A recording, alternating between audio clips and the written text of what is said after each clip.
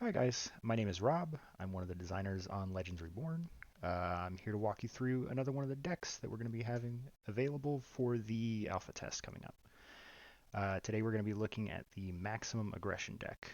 The idea of this deck being that uh, it is very heavily reliant on the attack keyword. You are almost always attacking, trying to get more attacks per attack, and maybe occasionally some kind of secondary debuff off of an attack.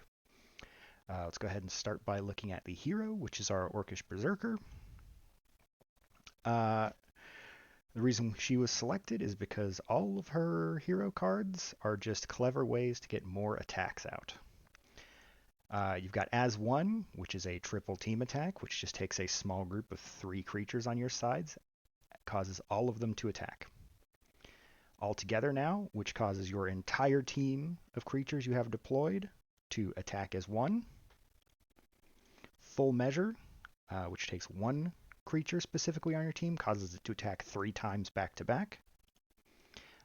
Then we've got slightly more complex Call of Red Rain, which grants to a small group of creatures an area. You get 100% attack damage, 50% vampiric, which is you return some of the damage you deal back to yourself as health. But at the exception, you get Berserk, which is actually a debuff that causes that creature to attack. So you are gaining a bunch of buffs to a cluster of your creatures with the caveat that they must attack next turn.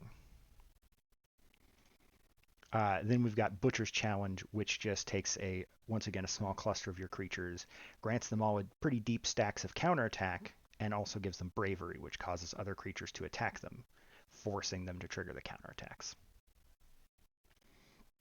Right out of that, we've got the first creature, which is the Skitterhide Matriarch.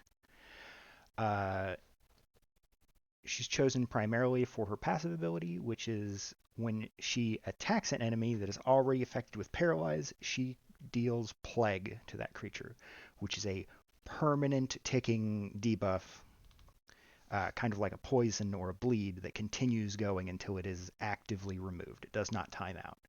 She'll also gain 30% vampiric for herself when she triggers this effect.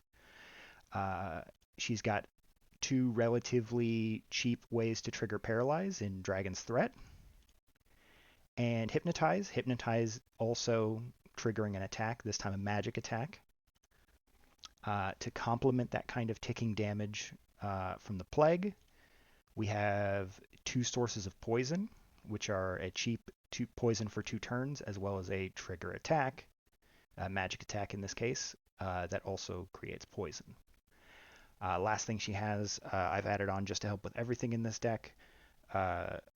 This one grants Adrenaline for 3 turns and triggers an attack. Adrenaline's primary purpose is to bring down the cost of attacks, because once again, everything in this deck is all about creating attacks. Next up, we've got the Brightstep Charger.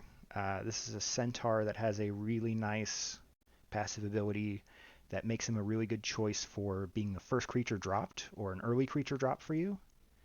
When you attack another creature with this creature and it is above 50% of its hit points, it weakens its attack stats.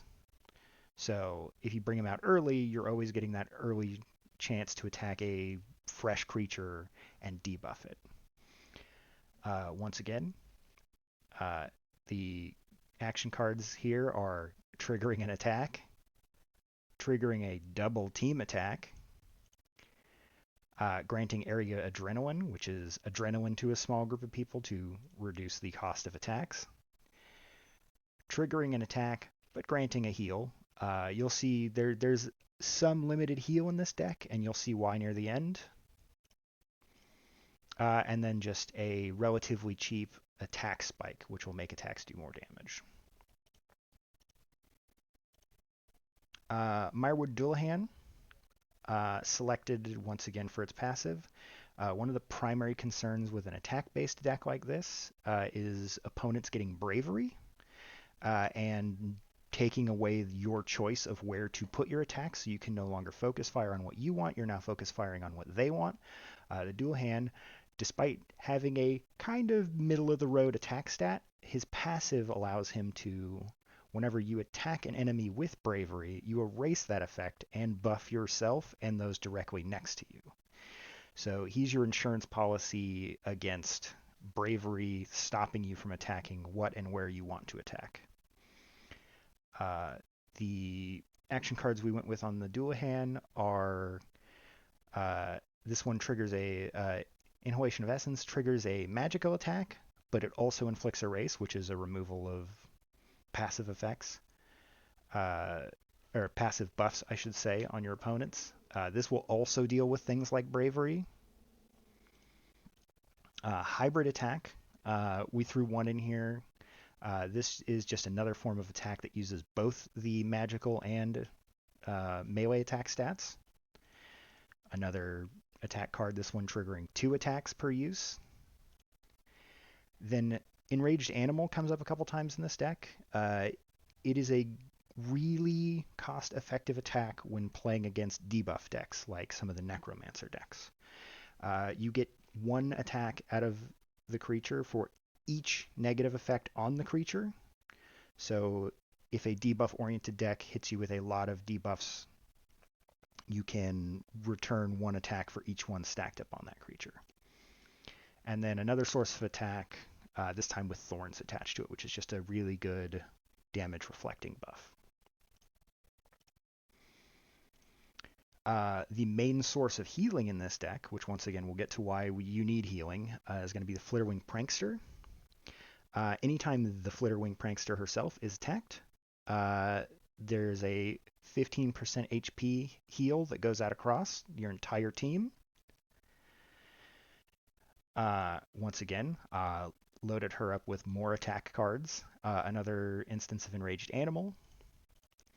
Another instance of area attack. And then here is the regen, which is her other main source of heal. Is a very cheap source of regen.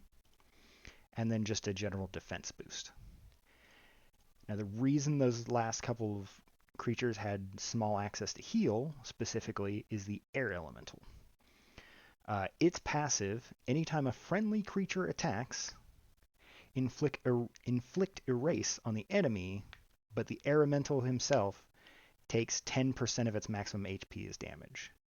This is another really good way to eliminate bravery out of your way. If the Dualahan is eliminated early, or in general, it also stacks with the Dualahan's ability if the creatures are placed out in the right positions, meaning that you'll remove the bravery with the Dualahan and then maybe some secondary buffs with the Air Elemental. But every time it goes off, it removes some of the Air Elemental's health, meaning that you need to keep pumping health into it, or you get 10 uses out of the skill, and then the Elemental's gone.